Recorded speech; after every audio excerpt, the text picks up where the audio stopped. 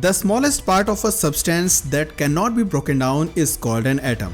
ये डेफिनेशन आपने स्कूल में ज़रूर पढ़ी होगी और अच्छे से याद भी होगी। लेकिन अगर हम कहें कि ये डेफिनेशन गलत है और आपने स्कूल में एटम के बारे में जो कुछ भी पढ़ा है वो सच नहीं है, तो आपका रिएक्शन कैसा होगा? क्या आप अपने फिजिक्स के टीचर को कॉल करके कहेंगे कि आपने गलत पढ़ाया था? एक एटम इस ब्रह्मांड की सबसे छोटी इकाई नहीं होती, बल्कि एटम के अंदर तो एक अलग ही दुनिया बसी होती है। एटम के अंदर की दुनिया आपकी सोच से भी बड़ी और विशाल है, जिसकी आप कल्पना भी नहीं कर सकते। ये बात सच है कि इस धरती और ब्रह्मांड में मौजूद हर चीज़ एटम से मिलकर बनी है, लेकिन यह एटम भी तो किसी चीज़ से मिलकर बनता होगा। आज जो भी चीज़ें हमें नज़र आती हैं वो एटम से बनी है और ब्रह्मांड का हर एटम करीब 13 बिलियन साल पहले बना था। एक एटम के अंदर क्या क्या होता है, एटम का साइज और कलर क्या है, एटम नहीं तो दुनिया की सबसे छोटी इकाई क्या है और एटम की थ्योरी सबसे पहले किसने दी, इस सब के बारे में आज इस वीडियो में जानेंगे। और ये सब कुछ जानने के बाद आपका मन भी फिजिक्स के टीचर को कॉल करने का ज़रूर करेगा। दोस्तों, सबसे पहले जान लेते हैं कि आखिर यह एटम होता क्या है। पानी का फॉर्मूला आपको याद होगा, H2O। इसमें हाइड्रोजन के 2 एटम और ऑक्सीजन का 1 एटम होता है और तीनों एटम्स मिलकर पानी का मॉलिक्यूल बनाते हैं। इस संसार में जितनी भी चीज़ें हैं, पदार्थ हैं या तत्व हैं, वो सब कुछ एटम से बने हैं। आपको जानकर हैरानी होगी कि एक एटम के अंदर 99.999996% तक खाली होता है। और एक मज़ेदार बात यह भी है कि पूरी दुनिया को एटम के बारे में सबसे पहले भारत के महान ऋषि मुनियों ने ही बताया था। करीब 2500 साल पहले महर्षि कनाद ने एक सिद्धांत दिया था, जिसमें उन्होंने बताया था कि दुनिया में जितने भी पदार्थ हैं उन सभी चीज़ों को तोड़ा जा सकता है और एक टाइम ऐसा आएगा जब वो चीज़ और ज़्यादा टुकड़ों में नहीं तोड़ी जा सकती। उस सबसे छोटे टुकड़े को उन्होंने परमाणु का नाम दे दिया था। इसके लिए उन्होंने एक एग्जाम्पल भी दिया था। आप एक चट्टान को तोड़ोगे तो छोटे पत्थर मिलेंगे, उन पत्थरों को तोड़ेंगे तो चूरा मिलेगा, उस चूरे को भी तोड़ेंगे तो आपको रेत मिलेगी और रेत को भी यदि और बारीक कर देंगे तो आपको धूल के कण मिलेंगे और उसे भी आप जब तोड़ने की कोशिश करेंगे तो एक ऐसी स्टेज आएगी जब वो धूल और छोटे हिस्सों में नहीं टूटेगी। इन महर्षियों के सैकड़ों सालों के बाद ग्रीक फिलोसोफर लियोसिपस और डेकोरिटस ने भी ये बात कही थी और उन्होंने परमाणु को एटम्स नाम दिया था, जिसका मतलब होता है इनडिवाइजिबल, यानी जिसे और ज़्यादा नहीं बांटा जा सकता। इंग्लिश लैंग्वेज का एटम वर्ड यहीं से लिया गया है, लेकिन ये सभी बातें फिलॉसफी का हिस्सा थी।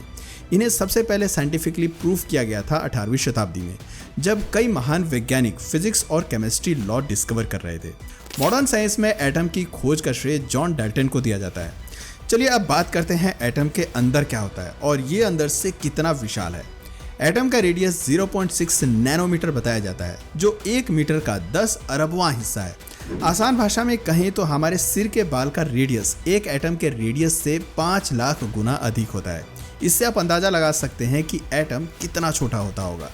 दोस्तों, कहा जाता है कि इस धरती पर रेत के जितने कण हैं उतने सितारे इस ब्रह्मांड में मौजूद हैं। रेगिस्तानों में, पानी के अंदर, पहाड़ों में हर जगह रेत के कण मौजूद हैं और एक रेत के कण में इतने एटम्स होते हैं जितने की पूरी दुनिया में रेत के कण हैं।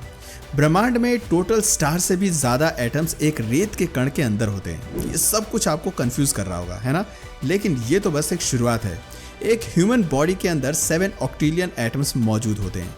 एक ऑक्टेलियन का मतलब होता है 10 के आगे 27 जीरो।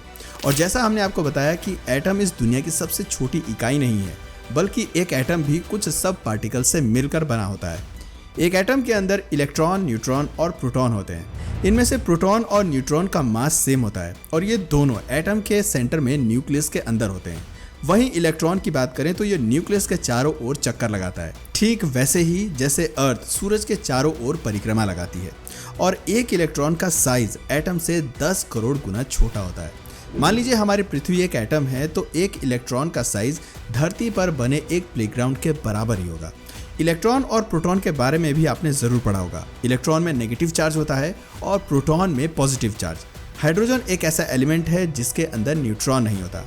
अगर आप सोच रहे हैं कि एटम्स नहीं तो ये इलेक्ट्रॉन, प्रोटॉन सबसे छोटे पार्टिकल्स होंगे, तो ये भी सच नहीं है। ये पार्टिकल्स भी डिवाइड हो जाते हैं। असल में प्रोटॉन, न्यूट्रॉन और इलेक्ट्रॉन क्वार्क्स और लेप्टॉन से मिलकर बने होते हैं। क्वार्क्स और लेप्टॉन का साइज भी अब तक कंफर्म नहीं हुआ है। एक प्रोटॉन 2 अप क्वार्क्स और 1 डाउन क्वार्क से मिलकर बना होता है। एक न्यूट्रॉन 2 डाउन क्वार्क्स और 1 अप क्वार्क से मिलकर बनता है और इलेक्ट्रॉन लेप्टॉन से मिलकर बनते हैं। ये जो क्वार्क्स होते हैं इन्हें जोड़ने का काम करता है ग्लूऑन्स।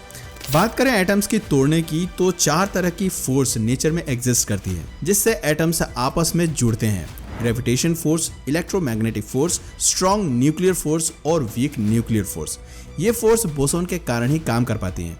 बात करें बोसॉन की तो ये फंडामेंटल पार्टिकल से मिलकर बनता है जिसमें photons, gluons, Z bosons, Higgs boson, W boson और ग्रेविटॉन शामिल होते हैं। दोस्तों ये सभी चीजें सिर्फ फिजिक्स की दुनिया में ही मौजूद हैं। वास्तव में आप इन चीजों को अपनी नंगी आंखों से नहीं देख सकते।